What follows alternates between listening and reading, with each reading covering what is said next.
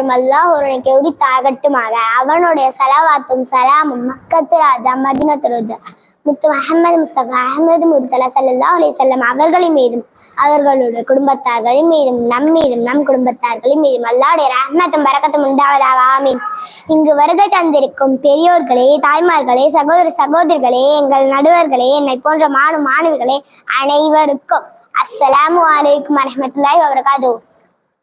நான் உங்கள் முன்னால் பேச வந்துள்ள தலைப்பு அண்ணல் நபிகளாரின் அழகிய நற்பண்புகள். அல்லாஹ் குர்ஆனில் கூறுகிறான், நபியே, நிச்சயமாக நீங்கள் மிக உயர்ந்த நற்குணம் உடையவராக இருக்கின்றேன். அந்த நற்குணத்தில் இருந்து சிலதை இங்கு குறிப்பிட ஆசைப்படுகின்றேன்.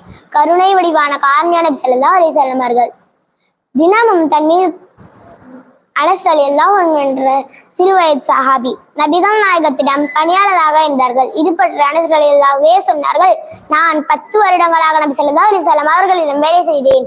ஒரு நாள் கூட இதை ஏன் செய்தாய், ஏன் செய்யவில்லை என்று என்னிடம் கேட்டதே இல்லை. இந்த இடத்தில் நம்முடைய நிலை என்ன? நம்மிடம் வேலை செய்யும் பணியாளர்கள் தவறே செய்யவில்லை என்றாலும் ஏதாவது குறையை தேடுகிறோம். சிறு தவறு நிகழ்ந்து விட்டால் ஏசுகிறோம், திட்டுகிறோம். ஆனால் நபி நிலை தவறுகளை பொறுத்தார்கள், அன்பான அறிவுரைகளை வழங்கினார்கள். நாம் குறையை தேடுகிறோம், ஆனால் நபி நிறைய தேடுகிறார்கள். நம்முடைய கட்டுப்பாட்டுக்குள் உள்ளவரையும் நாம் கண்ணியம் அளிக்க வேண்டும் என்பதை நபி அவர்கள் உணர்த்துகிறார்கள். மன்னிக்கும் மாண்புமிக்க நபி ஸல்லல்லாஹு அலைஹி வஸல்லம் அவர்கள் தினமும் தன் மீது குப்பை கொட்டும் பெண்ணை கொண்ட நபர்கள் திட்டியதில்லை. ஒரு நாள் குப்பை விழவில்லை, அப்பாடா தொல்லை விட்டுச்சு என்று நினைக்காமல் அப்பெண்ணை நலம் சேர்க்க சென்றார்கள்.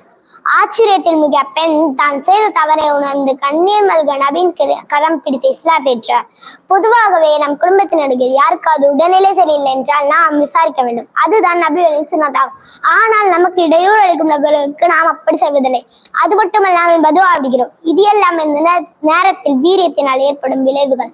ஆனால் நபிகள் பொறுத்து கொண்டது மட்டுமல்லாமல் தனக்கு இடையூறு தந்த பெண்ணின் உடல்நலம் சரியாக உள்ளதா என விசாரிக்க சென்றார்களே, அந்த நல்ல உள்ளத்துக்கு தான் அவர்களை குறித்து என்றாலும் பேசுகிறோம், புகழ்கிறோம். இது போன்ற எண்ணில் அடங்கா நிறைய பண்புகள் அவர்களுடைய வாழ்க்கையில் உள்ளது. அதை நாம் நம்முடைய வாழ்க்கையில் பின்பற்றி வாழக்கூடிய தௌஃபீக் அஸ்ஸலாமு அலைக்கும் வரஹ்மத்துல்லாஹி வபரகாத்துஹு.